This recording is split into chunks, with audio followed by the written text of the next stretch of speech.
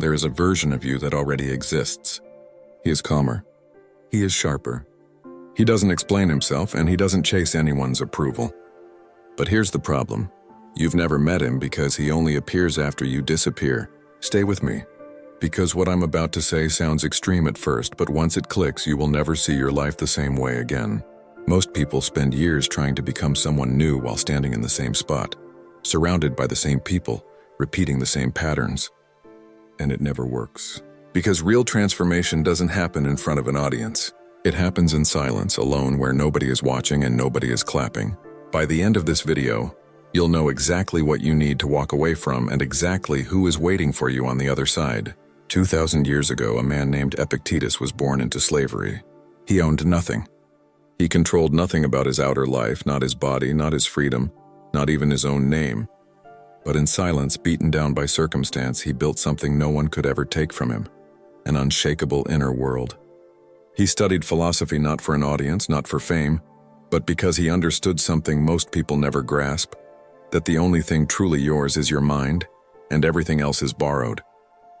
Years later, when he finally gained his freedom, the man who walked out was unrecognizable, not physically, internally.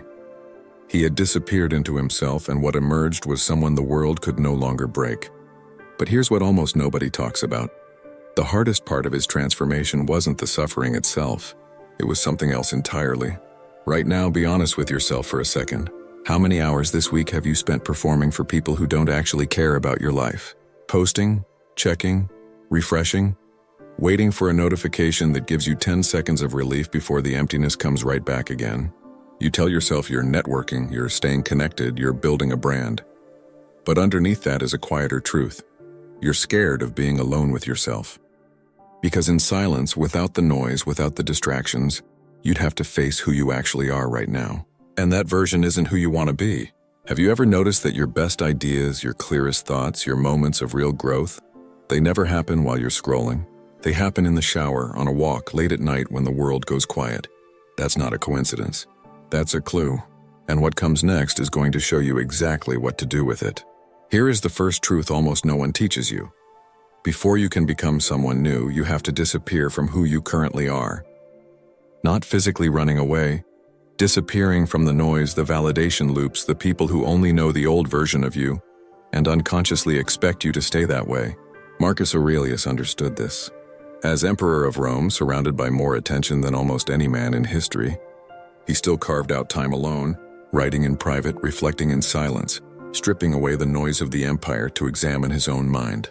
He didn't transform in the throne room. He transformed in the quiet hours nobody saw. He called these private writings his meditations, words never meant for anyone else's eyes, written only to remind himself of who he was choosing to become. This is where it gets interesting. When you remove yourself from the audience, something strange happens.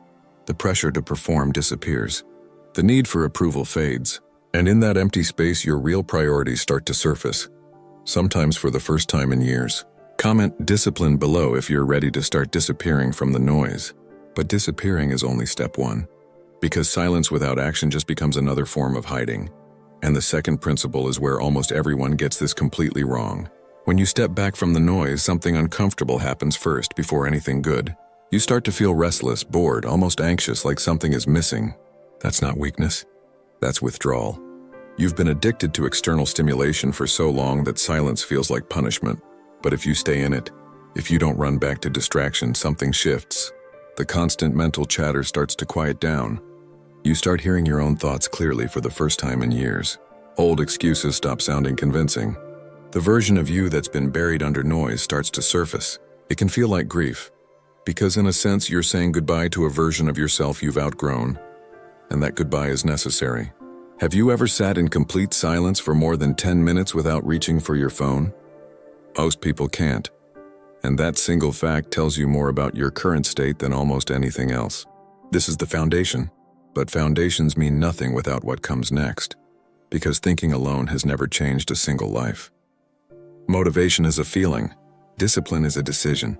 And here's the brutal truth. Motivation will abandon you the moment things get difficult, boring, or uncomfortable. It always does. That's not a flaw in you. It's simply what motivation is. A spark, not a fire. Discipline doesn't ask how you feel. Seneca wrote about this very idea, that the people who suffer most are the ones constantly waiting to feel ready before they act. Readiness is a myth.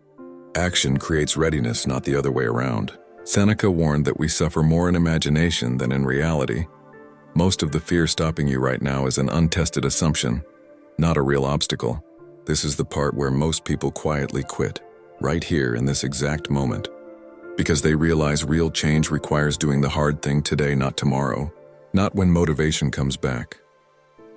If you're serious about becoming mentally stronger and building a life most people only dream about, subscribe now, because this channel is built for people who refuse to stay average. Comment ready if you're prepared to act without waiting for motivation to show up. So what does this actually look like day to day? It's smaller than you think, and that's exactly why it works. Here's something almost nobody tells you. The moment you announce your goals to everyone, you lose power over them. Telling people you're changing gives you a temporary hit of relief that tricks your brain into feeling like progress already happened, even though nothing has. The strongest people you'll ever meet rarely talk about what they're building. They just build it, quietly, consistently. While everyone else is busy announcing plans, they're already 3 steps ahead, with nothing to prove and no explanations to give. Have you noticed how the people who talk the most about their goals are often the ones who follow through the least? That's not an accident. There's an old story that captures this perfectly, one most people have never heard. Imagine a seed planted underground. For weeks, nothing visible happens. No growth above the surface, nothing to show, nothing to post. To anyone watching, it looks like failure. Like nothing is happening at all. But underground, in complete darkness, the seed is doing the most important work of its entire life, building roots strong enough to support everything that comes after. If you dug it up to check on it, to show people proof, you would kill it. This is exactly what real transformation looks like. The months where nothing seems to be happening are not wasted time. They're root-building time. And just like that seed, the moment you finally break through the surface, you won't rise slowly, you'll rise all at once.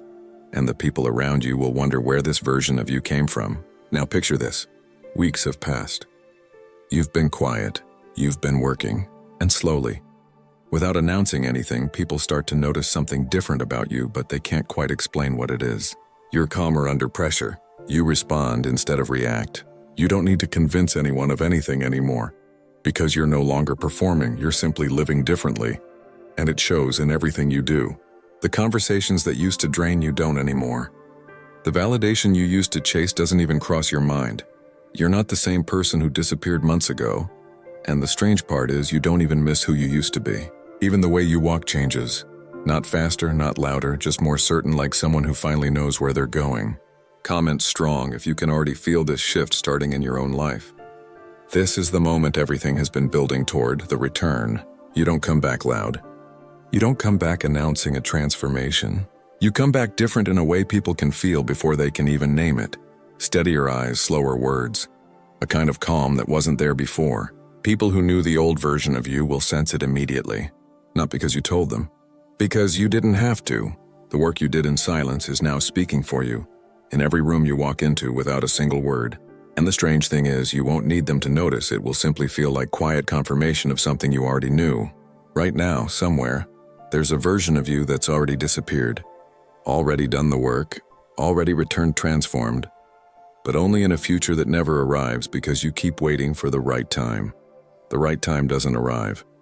It's built in silence starting today. Every day you delay is another day that version of you stays a stranger. And the longer you wait, the more distant he becomes until one day he stops waiting. One day you'll catch your own reflection and not recognize the calm in your eyes. That's not a stranger looking back. That's who you were always meant to become. The moment you stopped performing and started building in silence. Look closer. He's already waiting.